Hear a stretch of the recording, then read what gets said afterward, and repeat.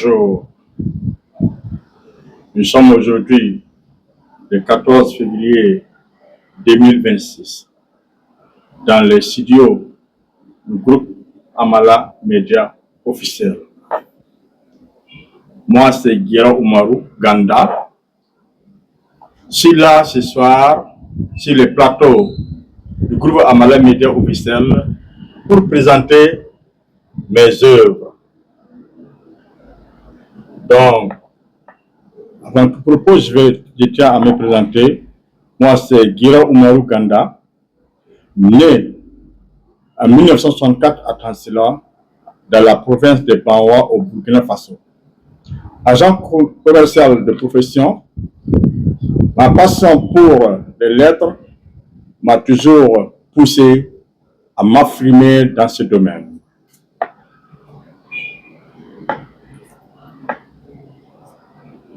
Il a pris en 1996, j'ai pris part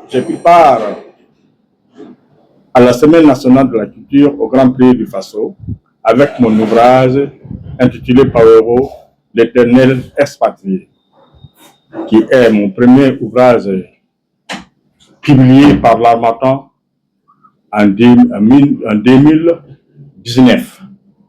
Par la suite, j'ai encore publié par l'Harmattan mon ouvrage intitulé Nafi, l'échec de la contrainte,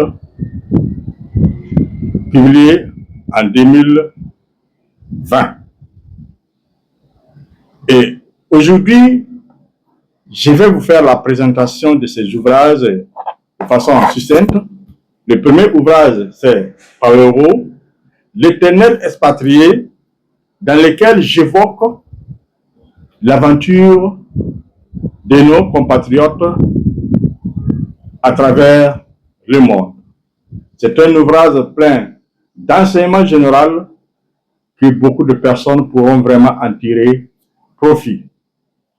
Il y a aussi Nafi, l'échec de la contrainte, dans lequel j'évoque les mariages intercommunautaires et les contraintes qui en découlent avec les conséquences. Donc, ces ouvrages comportent beaucoup d'enseignements généraux. Et cet ouvrage, Nafi, l'échec de la contrainte, a connu la reconnaissance d'un groupe de lecteurs internationaux sous la direction de Mme Amélie Jack, qui a donné une notification de 17/20. Donc, c'est cet ouvrage intitulé Nafi, l'échec de la contrainte.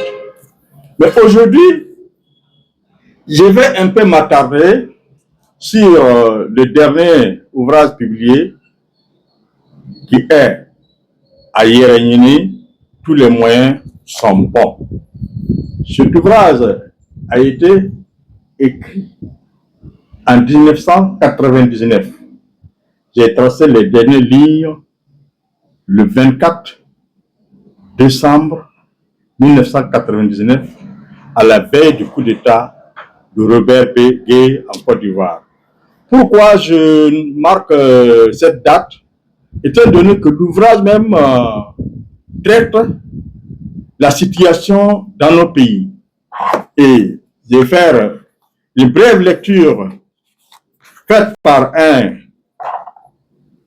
critique littéraire dont la préface est: dans les méandres tourmentés de Yérénini, un récit édifiant prend vie sous la plume de Guira Oumarou Ganda. À Yérénini, tous les moyens sont bons.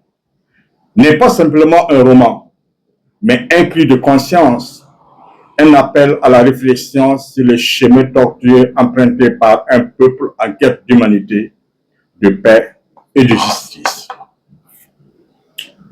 Au cœur de ce crépuscule se dresse l'ombre imposante de Yango Nyoronte, un opérateur économique puissant et impitoyable dont l'avidité et la corruption corrompent jusqu'au fondement même de la société. Avec la complicité du président Ntita, il règne en maître absolu écrasant les aspirations du peuple sous le poids de ses intérêts personnels. Pourtant, au milieu de ce chaos, surgit un espoir.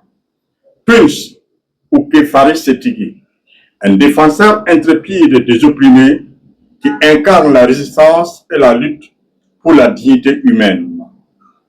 À travers les épreuves et les combats de Punch, l'auteur nous invite à méditer sur les enjeux cruciaux de notre temps. La corruption, la pauvreté, le népotisme et la nécessité de se dresser contre l'injustice.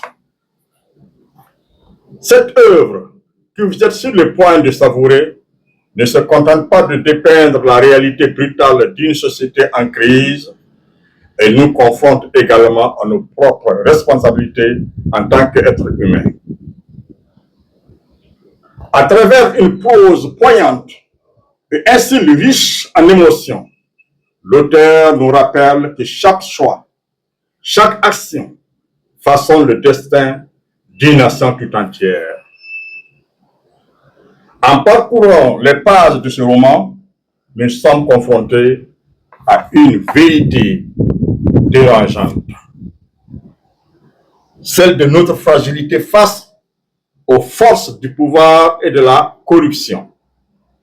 Mais nous découvrons aussi la force insoupçonnée de la résistance, incarnée par des héros ordinaires qui refusent de se soumettre à l'oppression. À Yérémie, tous les moyens sont bons, et bien plus qu'une histoire. C'est un cri de raillement pour tous ceux qui aspirent à un monde meilleur, un monde où la justice et la dignité humaine ne sont pas de luxe réservés à quelques-uns, mais le droit inéléable pour tous. En tournant la dernière page de ce livre, nous sommes confrontés à un choix.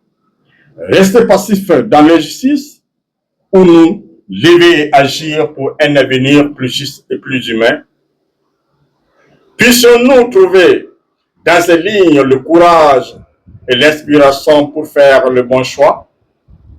Que cette œuvre, à la fois palpitante et lumineuse, résonne en nous comme un appel à l'action et nous guide sur le chemin de la vérité et de la justice. Constantin Reuter, juriste, écrivain, poète, romancier, promoteur littéraire. Voilà, ça c'est l'avant-propos d'un critique littéraire nommé Constantin Reuter qui a pris connaissance de l'ouvrage et qui a donné son appréciation. Et l'ouvrage dépeint réellement nos sociétés contemporaines, surtout l'Afrique sous domination occidentale. Il y a plus d'un quart de siècle que nos pays sont soumis à des situations politiques inconfortables pour la société, où les gains faciles, la corruption, l'argent étaient considérés comme le maître pour ouvrir toutes les portes des pays. Donc, à travers cet ouvrage, beaucoup de choses sont dites et décriées et des solutions sont proposées. Et la situation que vit nos pays de l'AES présentement montre que l'auteur que je suis a peint cette situation en avance depuis les premières lignes de cet ouvrage à travers lesquelles il a essayé de décrire les différents péripéties de nos peuples à travers les luttes pour vraiment aboutir à ce que nous connaissons aujourd'hui, qui est l'AES, l'Alliance des États du Sahel, qui est la vraie réponse aux questions qui se posent dans cet ouvrage. Et à tout hasard, nous allons parcourir, prendre quelques lignes dans l'ouvrage, essayer de vous dépeindre quelques parties.